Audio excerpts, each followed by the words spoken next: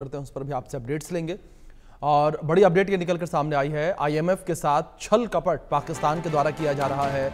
IMF के 5 में से 3 प्रमुख टारगेट नहीं कर पाया है पूरे पाकिस्तान। $7 अरब के बेल आउट पैकेज की दूसरी समीक्षा में चूक गया पाकिस्तान पर जल्द बड़ी कार्रवाई आईएमएफ के द्वारा की जा सकती है। पाकिस्तान को आर्थिक नुकसान झेलना पड़ सकता है।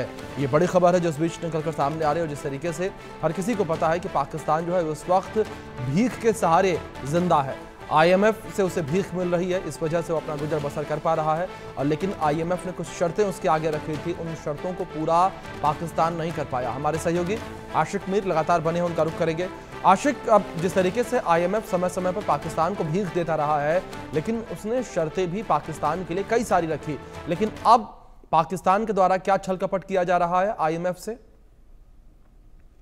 देखिए अभिषेक, बिल्कुल ये पहली बार ऐसा नहीं हुआ है, बल्कि इससे पहले भी जब आईएमएफ ने कर्जा पाकिस्तान को दिया है तो वो कर्जा अदा नहीं हो पाया है। और जिस तरह से अब एक टारगेट सेट किया गया था कि आपको इतने $1 ट्रिलियन जो है वापस करने हैं, लेकिन ऐसा बिल्कुल भी नहीं हुआ, बल्कि उससे टारगेट जो है टारगेट के नीचे ही जो है ये फिलहाल रहे हैं। और जिसके चलते अब कहीं ना कहीं पाकिस्तान पर जो है आईएमएफ की तरफ से बड़ी कार्रवाई हो सकती है आने वाले दिनों में। फिलहाल जिस तरह से वहां पर आर्थिक हालात बने हुए हैं, उससे साफ तौर पर पता चल रहा है कि पाकिस्तान किस हालत में इस समय है। क्योंकि साथ साथ अगर हम देखें, कई सारे ऐसे प्रोविंस है जहाँ के लोग जो है ये मांग कर रहे थे कि उन्हें डेवलपमेंट के लिए पैसा चाहिए था, उन्हें रोजगार के लिए पैसा देना चाहिए था, लेकिन पाकिस्तान किस तरह से बाकी चीजों पर इन्वेस्ट कर रहा है, चाहे हम आतंकवाद की बात करें या बाकी जितने भी वहां पर जो अगर हम पॉलिटिकली देखें या अगर हम आर्मी की बात करें, तो ये सारा फंड जो कर्जा लिया जाता है तो इन चीजों पर जो है वहां पर इन्वेस्ट किया जाता है। हालांकि बार बार अगर हम आईएमएफ की बात करें तो आईएमएफ की तरफ से इससे पहले भी कई बार जो है कर्जे दिए गए और उन कर्जों का जो है गलत इस्तेमाल वहां पर किया गया।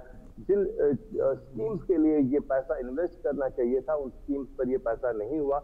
हमने देखा जब ऑपरेशन सिंदूर हुआ, वहां पर भारत की तरफ से जो कई सारे ऐसे आतंकी टेरर पैड्स है या कई सारे ऐसे ठिकाने हैं जिनको ध्वस्त किया गया, और बाद में हमने देखा कि किस तरह से पाकिस्तान की सरकार जो है उन्हीं ठिकानों को फिर से बनाने की कोशिश कर रही थी। यानी जिस तरह से अब आईएमएफ फंड दे रहा है तो वही फंड जो है अब इन्हीं आतंकियों के ठिकानों को बनाने के लिए जो है इस्तेमाल किया जाता है, जो कि नहीं होना चाहिए था। लेकिन अब जिस तरह से अगर हम देखें तो इंटरनेशनल मॉनेटरी फंड को भी, अब कमेटी को भी ये लगने लगा है कि पाकिस्तान जो है इसको कर्जा देना भी जो है गलत है। जिस हिसाब से अब जो टारगेट सेट किया गया था और उस टारगेट के बुनियाद पर जो है पाकिस्तान खरा नहीं उतरा, जिसके चलते अब आने वाले दिनों में देखा जा सकता है कि पाकिस्तान के ऊपर कार्रवाई हो सकती है। अभिषेक जी, अब आशिक, जाहिर तौर पर जिस तरीके से पाकिस्तान के ऊपर कार्रवाई हो सकती है, लेकिन आशिक अगर इस पूरी आर्थिक सहायता के पैकेज को देखा जाए जो कई चरणों में पाकिस्तान को मिलनी थी, तो ऐसे में अगर आईएमएफ जो है नाराज हो जाता है, कार्रवाई पाकिस्तान के ऊपर करता है, तो कितना बड़ा आर्थिक नुकसान पाकिस्तान को होगा?